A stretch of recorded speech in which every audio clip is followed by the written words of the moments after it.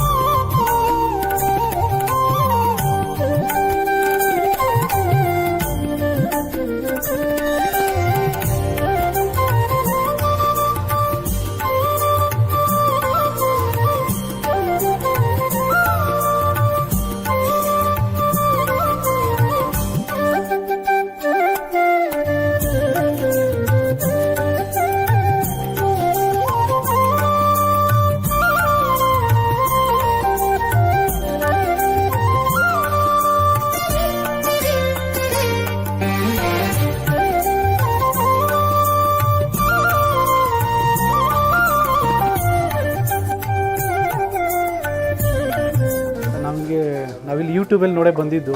ಸ್ವಲ್ಪ ನನಗೆ blood clot ಆಗಿದೆ ಅಂದರು, ನಿಲ್ಲಕ್ಕಾಯ್ತಿಲ್ಲ ಬ್ಯಾಲೆನ್ಸು. ಎಷ್ಟೊತ್ತು ಕಡೆ ಹೋದೆ, ಸುಮಾರು ಒಂದು 5 ಲಕ್ಷ ಖರ್ಚು ಮಾಡಿದೆ, ಏನೂ ಆಗಲಿಲ್ಲ. ಇದು ನೋಡಾದ್ಮೇಲೆ ಒಂದು ಸರಿ ನಮ್ಗೆ ಯಾರು ಹೇಳಿಲ್ಲ, ಯೂಟ್ಯೂಬಲ್ಲೇ ನೋಡಿದ್ದು. ಬಟ್ ಸಾರಿ ಬಂದಾಗ ಬೇರೆಯನ್ನೆಲ್ಲ ಅಬ್ಸರ್ವ್ ಮಾಡಿದಾಗ ಎಲ್ಲೇ ಹೋದರೂ ಯಾವುದಾರ ಒಂದು ರೂಪದಲ್ಲಿ ದುಡ್ಡೇ ಮೂಲ ಇರ್ತದೆ, ಬ್ಯಾಕ್ ಇರ್ತದೆ. ಬಟ್ ಆದರೆ ಇಲ್ಲಿಗೆ ಬಂದಾಗ ಒಂದು ಸರಿ ನಾವು ಅವ್ರನ್ನ ಪ್ರೀತಿಯಿಂದ ಅಪ್ಪಾಜಿ ಅಂತ ಮಾತಾಡಿಸಿದಾಗ ಒಂದು ಕ್ಷಣಕ್ಕೆ ಅವ್ರು ಏನೂ ಬೇಜಾರು ಮಾಡ್ಕೊಳ್ಳಲ್ಲ, ಯಾರಿಗೂ ಬೇಜಾರು ಮಾಡ್ಕೊಳ್ಳಲ್ಲ. ಎಷ್ಟೋ ಥರ ಆಗಲಿ ಏನೋ ನಮ್ಮ ಮಕ್ಕಳ ಥರ ಬಂದವರೇನೋ ನೋಡ್ತಾರಲ್ಲ, ಅದೊಂದು ತುಂಬ ಇಷ್ಟ ಆಯಿತು. ಎಷ್ಟೋ ದೇವಸ್ಥಾನಗಳಲ್ಲಿ ಯಾವುದಾರ ಒಂದು ರೂಪದಲ್ಲಿ ದುಡ್ಡೇ ನೋಡ್ತಾರೆ, ಬಟ್ ಇಲ್ಲಿ ಏನು ಇಲ್ಲ ಅಂದಾಗ ಅವರು ಪ್ರೀತಿ ತೋರಿಸ್ತಾರಲ್ಲ, ಅದು ದೊಡ್ಡ ಶಕ್ತಿ ಅಂತ ಹೇಳಬೇಕು. ಇವತ್ತು ನಾವೇನಾರ ಒಂದು ಅಪ್ಪಾಜಿ ಅಂತ ಮಾತಾಡಿಸಿದಾಗ ಒಂದು ಕ್ಷಣಕ್ಕೂ ಅವ್ರು ಬೇಜಾರು ಮಾಡ್ತಾ ತೋರಿಸ್ತಾರಲ್ಲ. ಆಮೇಲೆ ತಾಯಿ ಶಕ್ತಿ ಮಾತ್ರ ತುಂಬ ಅಪಾರವಾಗಿದೆ, ತುಂಬಾ ಅಪಾರವಾಗಿದೆ. ಕ್ಷಣದಲ್ಲಿ ಎಷ್ಟೋ ವರ್ಷದಿಂದ ಆಗದಿರೋಂಥ ಸಮಸ್ಯೆಗಳು ಬಗೆಹರಿದವೆ.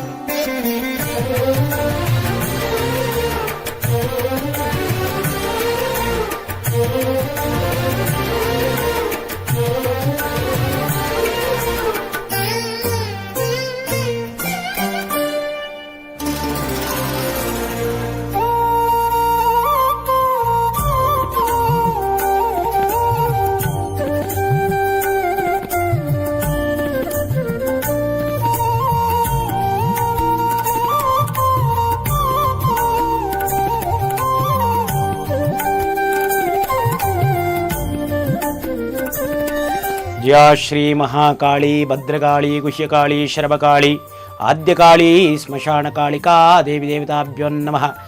ಪ್ರಥಮಗೊಂಡು ಮಹಾಕಾಳಿಗೆ ನಮಸ್ಕಾರವಿತ್ತು. ವೀರಭದ್ರೇಶ್ವರಿಗೆ ಶರಣಾಗಿ ನನ್ನ ಎಲ್ಲ ಕಾಳಿಪೀಠದ ವೀಕ್ಷಕರಿಗೂ ಟಿ ವಿ ಕನ್ನಡದ ವೀಕ್ಷಕರಿಗೂ ನನ್ನ ಶರಣಾರ್ಥಿಯನ್ನು ಹೇಳ್ತಾ ಇವತ್ತು ಒಂದು ಮಹತ್ತರವಾದಂಥ ವಿಚಾರವನ್ನು ನಿಮಗೆ ಹೇಳ್ತೇನೆ ವೀಕ್ಷಕರೇ. ಇವತ್ತು ಕುಟುಂಬ ತುಂಬ ಚೆನ್ನಾಗಿರುತ್ತೆ, ವ್ಯಾಪಾರ ವ್ಯವಹಾರ ತುಂಬ ಚೆನ್ನಾಗಿ ನಡೀತಾ ಇರುತ್ತೆ. ಒಂದು ವ್ಯವಸ್ಥೆ ಒಳಗೆ, ಕಂಪ್ನಿ ಒಳಗೆ, ಕಾರ್ಖಾನೆ ಒಳಗೆ, ಸಂಸ್ಥೆ ಒಳಗೆ, ಸ್ಕೂಲು ಕಾಲೇಜಿನೊಳಗೆ ತುಂಬ ಚೆನ್ನಾಗಿ ನಡ್ಕೊಂಡು ಹೋಗ್ತಾ ಇರುತ್ತೆ. ಕುಟುಂಬನೂ ಕೂಡ ತುಂಬ ಚೆನ್ನಾಗಿ ನಡ್ಕೊಂಡು ಹೋಗ್ತಾ ಇರುತ್ತೆ. ಇದಕ್ಕಿದ್ದಂಗೆ ಆ ವ್ಯಾಪಾರ ನಡೆಸ್ತಕ್ಕಂಥ ವ್ಯಾಪಾರ ಸ್ಟಾಪ್ ಹಾಕಿ ನಿಂತ್ಕೊಳುತ್ತೆ, ನಿಧಾನ ಹಾಕಿ ನಿಂತ್ಕೊಳುತ್ತೆ. ಬಾಸು ಮತ್ತು ಆ ವರ್ಕರ್ಗಳ ನಡುವೆ ಕಿತ್ತಾಟಗಳು ಶುರುವಾಗಿ ನಿಂತ್ಕಾಣುತ್ತೆ. ಕುಟುಂಬದಲ್ಲಿ ಚೆನ್ನಾಗಿದ್ದದ್ದು ಅಲ್ಲೋಲ ಕೊಲ್ಲೋಲವಾಗಕ್ಕೆ ನಿಂತ್ಕೊಳುತ್ತೆ. ಏನು ಅನ್ನೋದೇ ಗೊತ್ತಾಗಲ್ಲ. ಮತ್ತು ಎಲ್ಲ ಶಾಸ್ತ್ರ ಸಂಬಂಧಗಳಿಗೆ ಕೇಳ್ತಾರೆ, ಗುರುಗಳ ಹತ್ರ ಹೋಗ್ತಾರೆ, ಕುಂಡಲಿಗಳನ್ನು ಹಾಕಿಸ್ತಾರೆ, ಶಾಸ್ತ್ರ ಸಂಬಂಧಾದಿಗಳನ್ನು ಕೇಳಿಸ್ತಾರೆ. ಗೊತ್ತೇ ಆಗಲ್ಲ, ಏನು ಅನ್ನೋಂಥದ್ದೇ ಗೊತ್ತಾಗಲ್ಲ. ಯಾಕೆ ಅನ್ನೋಂಥ ಪ್ರಶ್ನೆ ಹಾಗೆ ಉಳಿದು ಬಿಡುತ್ತೆ. ಆ ಹಾಗೆ ಉಳಿದಂಥ ಪರಿಸ್ಥಿತಿ ಒಳಗೆ ಎಷ್ಟೋ ವರ್ಷಗಳು ನಾವು ಹಾಗೆ ಸಾಗಿ ಹೊರಟೋಗ್ಬಿಡ್ತೀವಿ. ಆ ಸಾಗಿ ಹೋಗಬೇಕಾದ್ರೆ ಆ ವ್ಯವಸ್ಥೆ ನಾಶವಾಗಿರುತ್ತೆ, ಸಂಸ್ಥೆ ಒಡೆದೋಗಿರುತ್ತೆ, ಕುಟುಂಬಗಳು ಒಡೆದೋಗಿರುತ್ತೆ, ಮತ್ತು ಬಾಸು ಮತ್ತು ವರ್ಕರ್ ನಡುವೆ ಆ ಬಿರುಕುಗಳು ಬಿಟ್ಟು ಜೀವನವೇ ಅಲ್ಲೋಲ ಕಲ್ಲೋಲ ಆಗಿರುತ್ತೆ. ಇಂಥ ಪರಿಸ್ಥಿತಿಯಲ್ಲಿ ಕುಂಡಲಿಗಳು ಹಾಕಿಸ್ತೀವಿ, ಶಾಸ್ತ್ರ ಕೇಳಿಸ್ತೀವಿ, ಗುರುಗಳ ಹತ್ರ ಹೋಗ್ತೀವಿ. ಯಾವುದೇ ರೀತಿಯಾದಂತಹ ಒಂದು ಸರಿಯಾದಂತಹ ಮಾಹಿತಿ ಆಗಲಿ, ಸರಿಯಾದಂಥ ಉತ್ತರ ಸಿಗಲ್ಲ.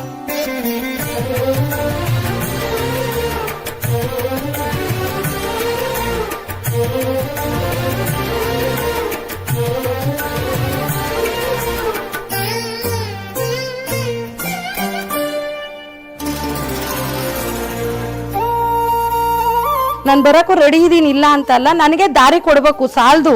ಅಮ್ಮನ ನಂಬಿದ್ದೀನಿ. ಅವ್ರು ಕೋರ್ಟಲ್ಲಿ ಅಯ್ಯೋನ್ಸಿದ್ದಾರೆ, 20 ವರ್ಷದ ಕೋರ್ಟು ಕೇಸು. ಅವರು ನಮ್ಮನ್ನ ಭಾಳ ಅಲ್ಲೋಗಿ ಇಲ್ಲೋಗಿ ಎಲ್ಲ ಕಡೆ ಮಾಡಿದ್ದಾರೆ, ಮಾಟ ಮಂತ್ರ ಎಲ್ಲ ಥರ ಮಾಡಿದ್ದಾರೆ. ಅವ್ರು ಏನೇ ಮಾಡಿ ಕೊಡಲ್ಲ ಅಂದರೂ ಇವಮ್ಮ ನನಗೆ ಕೊಡಿಸ್ಬೇಕು ಅಂತಲೇ ಬಂದು ಕಾಲಿಟ್ಟಿದ್ದೀನಿ. ನಾವು ಇವಮ್ಮಂಗಿಂತ ದೊಡ್ಡವರಲ್ಲ, ಎಲ್ಲರೂ ನಂಬಿ ಒಳ್ಳೇದಾಗುತ್ತೆ. ಒಳ್ಳೆ ಕ್ಷೇತ್ರ ಇದು, ಏನು ಇಲ್ಲಿ ತೊಂದರೆ ಇಲ್ಲ, ಮೋಸ ಇಲ್ಲ, ಏನಿಲ್ಲ. ಗುರುಗಳು ಏನು ಜಾಸ್ತಿ ಯಾರ ಹತ್ರನೂ ಅಮೌಂಟ್ ತಗೊಳ್ಳಲ್ಲ. ಏನು ಅದಕ್ಕೆ ಸಕಲ ಕೆಲಸಕ್ಕಿರೋವಷ್ಟು ತಗೊತಾರೆ. ಅಮ್ಮ ನಮಗೆ ಕಷ್ಟ ಅಂತ ಬರಬೇಡ್ರಿ, ಎಲ್ಲ ಕಷ್ಟ ಪರಿಹಾರ ಆಗುತ್ತೆ ಅಂತ ಬನ್ನಿ. ನಾನು ಅಳ್ತಾ ಬಂದೆ, ಗುರುಗಳು ಅಳ್ತಾ ಕೇಳಬೇಡ ಅಂದರು. ಅದರಲ್ಲಿ ನನಗೆ ನಾವು ಆಸ್ತಿ ಮಾರಾಟ ಮಾಡಿದ್ವು, ಅದಕ್ಕೊಂದು ದಾರಿ ಕೊಟ್ಲ ಅಮ್ಮ. ಒಂದು ನಿಂಬೆಹಣ್ಣು ತಗೊಂಡೋಗಿದ್ಕೆ ನನಗೆ ಅವರು ಆಸ್ತಿ ಆದಾಗಲೇ ಕೊಡು ಅಂದರು. ಎರಡನೇದು ಇವಾಗ ನನಗೆ ಅಮ್ಮ ಇವಾಗ ಹೇಳಿದ್ರು ಗುರುಗಳು, ಯಾರನ್ನೂ ನೋಡಿ ಎದುರುದಲ್ಲೇ ಮಾತಾಡಬೇಡ್ರಿ ಮಕ್ಕಳೇ, ನಾನಿದ್ದೀನಿ ಅಂದರು. ನನಗೆ ಯಾರು ನೋಡಿದ್ರು ಚಿಂತೆ ಇಲ್ಲ, ಅಮ್ಮ ನನಗೆ ಬಲ ಕೊಡಬೇಕು, ಅಮ್ಮ ದಾರಿ ಕೊಡಬೇಕು. ಇನ್ನೂ ಐತೆ ಆಸ್ತಿ ಬರೋದು, ಆದರೆ ಅಮ್ಮ ದಾರಿ ಕೊಟ್ಟರೆ ಸಾಕು. ಎಷ್ಟೇ ಜನ ನೋಡಲಿ, ನನಗೆ ಅಮ್ಮನ ಧೈರ್ಯ ಇದೆ. ಅಮ್ಮ ಬಲ ಕೊಡಬೇಕು. ಜನ ನೋಡಿ, ಯಾರು ಸಾವಿರಾರು ಜನ, ಲಕ್ಷಾಂತರ ಜನ ಕಷ್ಟದಲ್ಲಿದ್ದಾರೆ, ಎಲ್ಲ ಬಂದು ಒಳ್ಳೆ ಕ್ಷೇತ್ರಕ್ಕೆ ನೆರಳಾಗಿ ಎಲ್ಲ ನಿಂತು ಕಷ್ಟ ಪರಿಹಾರ ಮಾಡ್ಕೊಳ್ಳಿ. ಅಮ್ಮನ ಹತ್ರ ಬಿಡುಗಡೆ ಐತೆ, ಇಲ್ಲೂ ಯಾವ ಕೆಲಸನೂ ಇಲ್ಲ.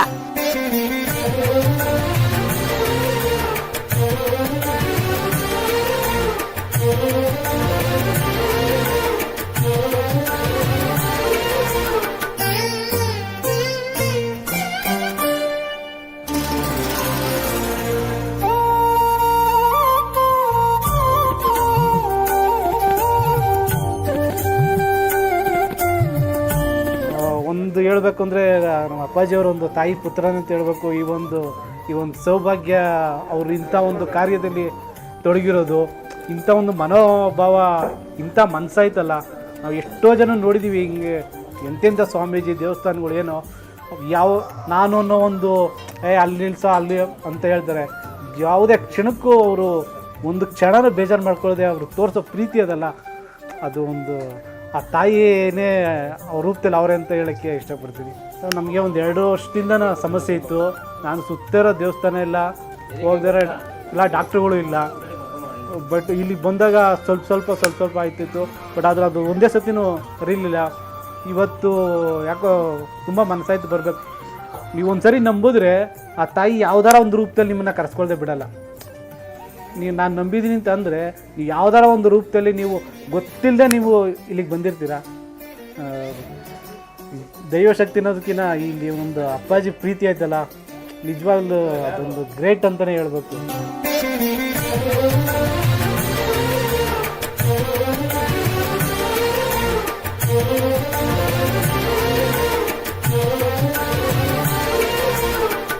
ಅನೇಕ ಕಾಯಿಲೆ ಕಸಾಲೆಗಳು ಶುರುವಾಗ್ಬಿಡುತ್ತೆ. ಕಾಯಿಲೆ ಕಸಾಲೆಗಳು ವಿಶೇಷವಾಗಿ ಕಾಯಿಲೆ ಕಸಾಲೆಗಳು ಶುರುವಾಗ್ಬಿಡುತ್ತೆ, ಕೆಡುಕುಗಳು ಶುರುವಾಗುತ್ತೆ. ನಮಗೆ ಗೊತ್ತಿಲ್ಲದಲೇ ಯಾರೋ ಕೆಡುಕು ಮಾಡಿರ್ತಾರೆ, ನಮಗೆ ಗೊತ್ತೇ ಆಗಲ್ಲ. ಎಷ್ಟು ಪ್ರಶ್ನೆ ಹಾಕ್ಸಿರೋ ಆ ಕೆಡುಕಿಗೆ ಉತ್ತರನೇ ಸಿಕ್ಕಲ್ಲ. ಭೀಕರವಾದಂಥ ಸಮಸ್ಯೆಗಳು ತಲೆದೋಗಿರುತ್ತವೆ, ಯಾಕೆ ಅನ್ನೋಂಥ ಪ್ರಶ್ನೆಗೆ ಉತ್ತರ ಸಿಕ್ಕಿರಲ್ಲ. ಆ ಸಮಸ್ಯೆ ಮುಂಚೆ ಹೇಗೆ, ಹೀಗೇಗೆ, ಮುಂದೆ ಹೇಗೆ ಏನು ಗೊತ್ತೇ ಆಗಲ್ಲ. ಒಂಥರ ಬ್ಲಾಂಕಾಗಿ ನಿಂತ್ಕೊಂಡ್ಬಿಡ್ತೀವಿ, ಮಂಕೊಡೋದು ನಿಂತ್ಕೊಂತೀವಿ.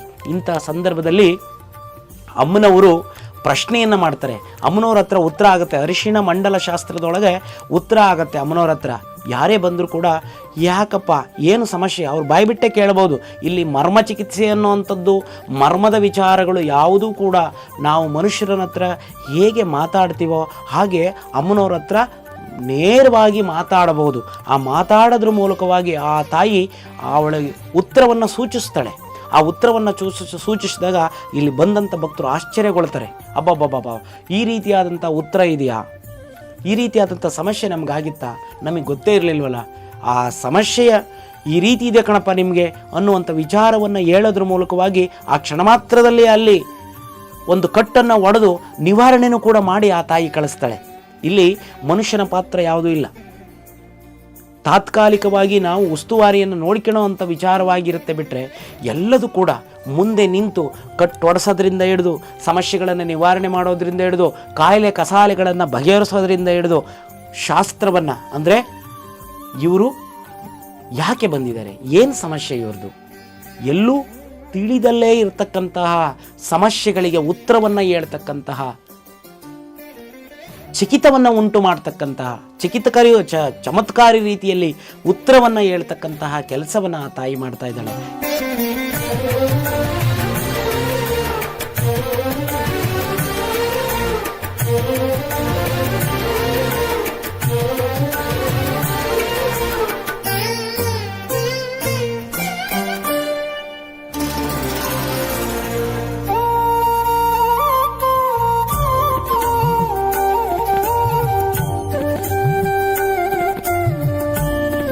ನಾವು ಅನುಭವಿಸಿದೀವಿ. 20 ದಿವಸದ ಮಗು ಹಿಡ್ಕೊಂಡು ಆಸ್ತಿಗೋಸ್ಕರ ಬಿದ್ನುಗೆರೆ, ಎಲ್ಲೆಲ್ಲಿ ಹೋಗಿರೋ ಶಿವಮೊಗ್ಗ ಎಲ್ಲ ಕಡೆ ದಾಟಿದ್ದೀನಿ, ಎಲ್ಲೂ ನನಗೆ ಪರಿಹಾರ ಸಿಕ್ಕಿಲ್ಲ. ನಾನು ಇಲ್ಲಿ ಬಂದಿದ್ದೀನಿ, ಅಮ್ಮ ನನ್ನ ಕೈ ಹಿಡ್ದಿದ್ದಾಳೆ, ನನಗೆ ಜಾಗ ಕೊಡಿಸ್ತಾಳೆ. ಇನ್ನು ಅವಮ್ಮ ಕೊಡಿಸಿಲ್ಲ, ನಾನು ಕೂರಿಸ್ತಾಳೆ. ಆ ಅಮ್ಮನ ನಾನು ಕರ್ಕೊಂಡು ಹೋಗ್ತೀನಿ, ನನ್ನಲ್ಲಿ ಐತೆ ಅದು ಶಕ್ತಿ. ಆ ಅಮ್ಮನ ಕರ್ಕೊಂಡು ಹೋಗ್ಬೇಕು. ನಾನು ತುಮಕೂರಿಗೆ ಬರ್ಬೇಕಾ ಅಮ್ಮ ನನ್ನ ಕ್ಷೇತ್ರಕ್ಕೆ, ಒಟ್ಟಾರೆ ಏನೋ ಅಮ್ಮ ಕ್ಷೇತ್ರದಿಂದ ಕರ್ಕೊಂಡೋಗಿ ನಂಗೆ ಜಾಗ ಕೊಡಿಸ್ಬೇಕು. ಇದು ನನ್ನ ಚಾಲೆಂಜು. ನಾನು ಎಲ್ಲ ಕಡೆ ಹೋಗಿ ಬಂದು ಮಾಟ ಮಂತ್ರ ಮಾಡಿರೋದು ನಿಜ. ಅದು ನಾವು ಕಂಡು ನಮ್ದ್ರಲ್ಲಿ ಕೋರ್ಟ್ಗೆ ಹಾಕಿರೋದೇ ಹೊಡೆದಾಡ್ತಾವ್ರಿ. ಹಿರೋ ಹೆಂಡತಿ ಮಕ್ಳು ಹೊಡೆದಾಡ್ತಾವ್ರೆ, ಚಿಕ್ಕ ಹೆಂಡತಿ ಮಕ್ಳು ಹೊಡೆದಾಡ್ತಾವ್ರೆ, ಫಸ್ಟ್ನೇ ಹೆಂಡತಿ ಮಕ್ಳು ಹೊಡೆದಾಡ್ತಾರೆ. ಸತ್ಯ ಮಾಡಿರೋದು ಮಾಟ ಶೂನ್ಯ.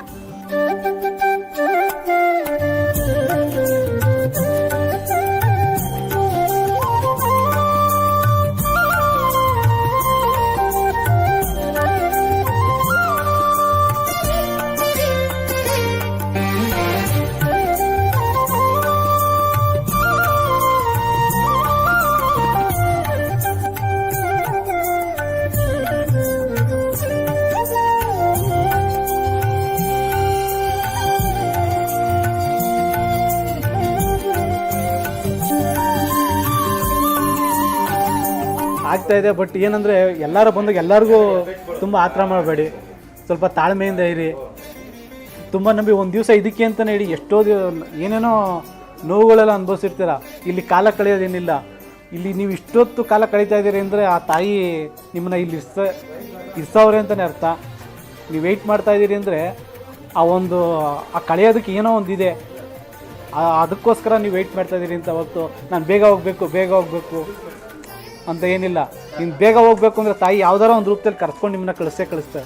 ಸರ್, ನಾನು ಕಂಪ್ಯೂಟರ್ ಡಿಪ್ಲೊಮಾ ಈ ಕಂಪ್ಯೂಟರು ಯುಗದಲ್ಲೇ ನಾನು ನೋಡಿದ್ದೀನಿ. ಬಟ್ ಆದರೆ ಎಲ್ಲೋ ಏನೋ ಒಂದು ಶಕ್ತಿ ಅಂತ ಇದೆ. ಒಂದು ಪಾಸಿಟಿವ್ ಇದ್ಮೇಲೆ ನೆಗೆಟಿವ್ ಇದ್ದೇ ಇರ್ತದೆ. ಇವತ್ತು ಏನಾಯಿತು ಅಂದರೆ ಶತ್ರು ಎರಡೇ ಯೂಸ್ ಮಾಡೋದು, ಒಂದು ಅಪಪ್ರಚಾರ, ಇನ್ನೊಂದು ಮಾಟ. ಇದನ್ನು ಚೆನ್ನಾಗಿ ಕಲ್ತ್ಕೊಂಡವ್ರು ಈ ಕಲಿಯುಗದಲ್ಲಿ ಇದಿಲ್ಲ ಕೆಲವರು ಹೇಳ್ಬೋದು. ಸೇಫ್ಟಿ ಝೋನಲ್ಲಿ ಇರೋರು ಮಾತ್ರ ಹೇಳ್ಬೋದು. ಅದು ಅನುಭವಿಸ್ತಾ ಇರೋರು ಪ್ರತಿಯೊಬ್ಬರು ಅನುಭವಿಸ್ತಾವ್ರೆ, ಯಾರೂ ಇಲ್ಲ ಅಂತಲ್ಲ. ಅದನ್ನು ಓಪನಾಗಿ ಹೇಳ್ಕೊಳಕ್ಕೆ ಆಯ್ತಾ ಇಲ್ಲ. ಇಂಜಿನಿಯರ್, ಡಾಕ್ಟರ್ ತಾವಿಂದ ಆಗ್ಬೋದು, ಪೊಲಿಟಿಯನ್ಸ್ ಆಗಿರ್ಬೋದು, ಒಂದು ಫಿಲಮ್ ಸ್ಟಾರ್ ಥರ ಆಗಿರ್ಬೋದು, ಅಲ್ಲಿ ಎಲ್ಲ ಮಟ್ಟಿಂದನೂ ಈ ಒಂದು ಕೆಟ್ಟ ಶಕ್ತಿ ಏನೇನೋ ಪ್ರಯೋಗ ಮಾಡ್ತಾರೆ. ಅದನ್ನು ಇಂಥ ಒಂದು ಸ್ಥಳಗಳಲ್ಲಿ, ಅದರಲ್ಲೂ ಈ ನಮ್ಮ ಅಪ್ಪಾಜಿಯವರು ಈ ಭದ್ರಕಾಳಮ್ಮ ತಾಯಿ ಸನ್ನಿಧಿಲಿ 100% ಬಗೆಯಿರ್ತದೆ. ನಮ್ಮದವ್ರನ್ನ ತಾಯಿ ಯಾವತ್ತೂ ಬಿಡಲ್ಲ. ನೀವು ಎಲ್ಲಿ ಯಾವ್ದಾರ ಒಂದು ಕೆಲ್ಸಕ್ಕೆ ಹೋಗ್ಬೇಕಾದ್ರೆ ನೀವು ಇದೆಯಾ ಅಂತ ಅಂದ್ಕೊಂಡೋಗಿ, ಅದು ಆ ಒಂದು ದಾರಿ ಎಷ್ಟೇ ನಿಮಗೆ ಒಂದು ಕಷ್ಟ ಅನಿಸಿದ್ರು ಈಸಿ ಆಯ್ತದೆ.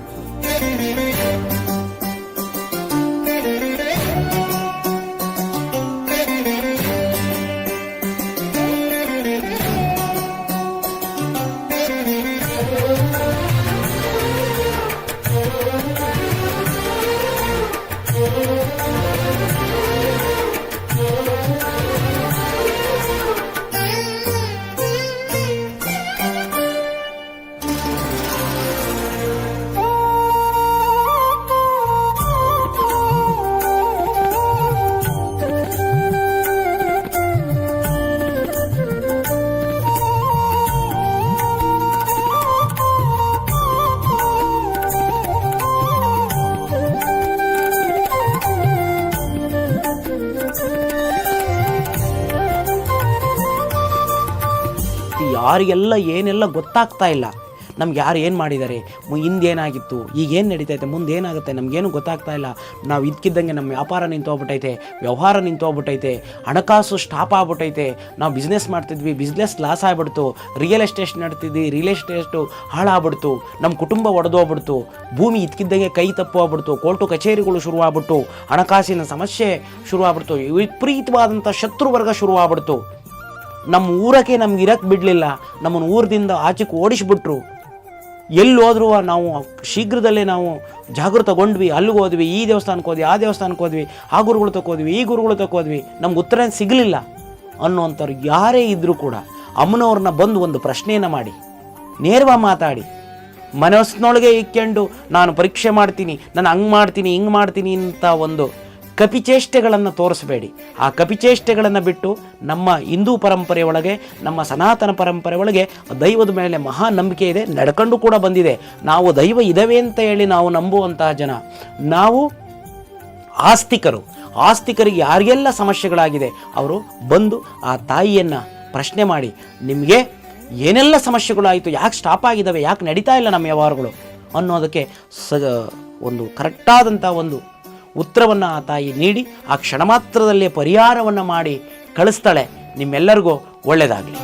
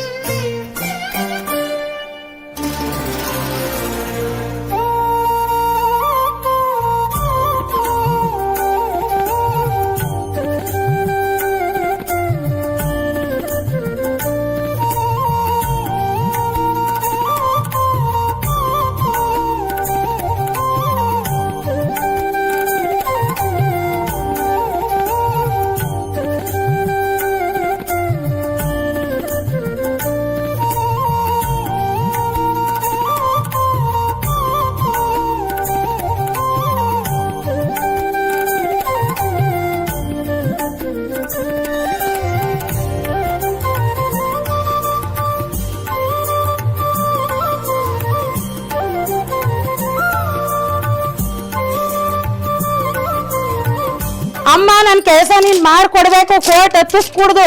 ಆ ಕೋರ್ಟ್ ಕೊಡೋದು ನಾನು ನಿನ್ಗೆ ಏನು ಒಪ್ಕೊಂಡಿದ್ದೀನಿ ಅದು ಕೊಡೋಕೆ ನಾನು ಒಪ್ಕೆ. ಆಮೇಲೆ ಅವರು 4 ಸೈಟ್ ಕೊಡಬೇಕು.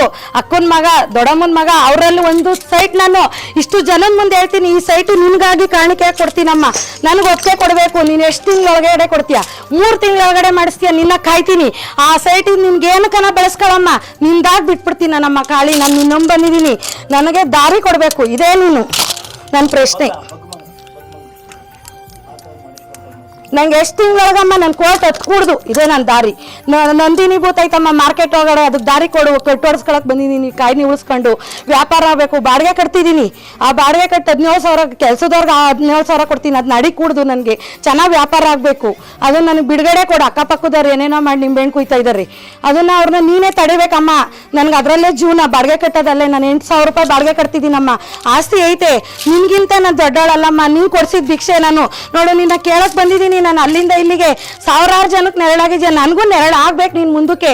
ನಾನು ಇದೇ ನಿನ್ನ ಕೇಳೋದು, ಒಂದು ಸೈಟು ನಿನ್ನ ಹೆಸರಾಗಿ ಬಿಟ್ಬಿಡ್ತೀನಿ 4 ಕುಂಟೆ ಒಳಗೆ, ಒಟ್ಟಾಸ್ತಿ ಒಳಗೆ ಒಪ್ಕೊಂಡ್ರದ್ದು ನಾನು ಕೊಡ್ತೀನಮ್ಮ. ಸತ್ಯ ಇದು, ನಿನಗೆ ನಾನು ತಲೆ ಬಾಗ್ತೀನಿ. ನನಗೆ ದಾರಿ ಕೊಡ್ಬೇಕಮ್ಮ. ಇವತ್ತು ನಿನ್ನ ನಂಬಿ ನೋಡು 4 ದಿನದಿಂದ ನಿದ್ದೆ ಕೊಡಲಿಲ್ಲ, ನಾನು ಅದರಂತೆ ಬಂದು ನಿಂಗೆ ಪೂಜೆ ಕೊಟ್ಟಿದ್ದೀನಿ. ನನಗೆ ನೀನು ಅದೇ ಥರ ನಮ್ಮ ಮನೆಗೆ ಬರಬೇಕಮ್ಮ, ನಾನು ಸಂತೋಷ ಕರ್ಕೊಂಡು ಹೋಗ್ತೀನಿ. ನನಗದು ಒಪ್ಪಿಗೆ, ನಾನು ಎಕ್ಸ್ಟ್ರಾ ಮಾತಾಡಲ್ಲಮ್ಮ. ನನಗೆ ದಾರಿ ಕೊಡ್ಬೇಕು ನೀನು. ಎಂತೆಂಥವ್ರು ಮಾಡೋರು ಅದನ್ನೆಲ್ಲ ನೀನು ತುಳ್ಕೊಬೇಕಮ್ಮ.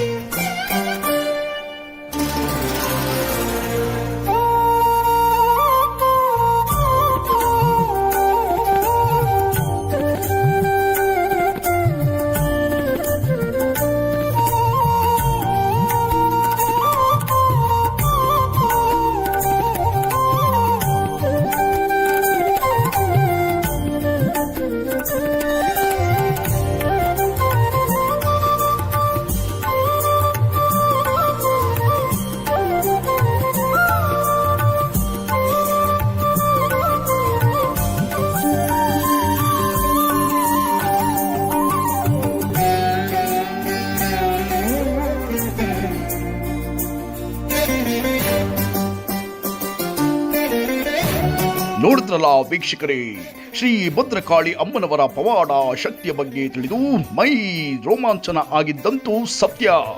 ನೀವು ಕೂಡ ಒಮ್ಮೆ ದೇವಸ್ಥಾನಕ್ಕೆ ಹೋಗಿ ನಿಮ್ಮ ಕಷ್ಟಗಳನ್ನು ಪರಿಹಾರ ಮಾಡಿಕೊಳ್ಳಿ ಎಂದು ಟಿವಿ ಕನ್ನಡ ವಾಹಿನಿಯಿಂದ ಆಶಿಸುತ್ತೇವೆ. ಧನ್ಯವಾದಗಳು.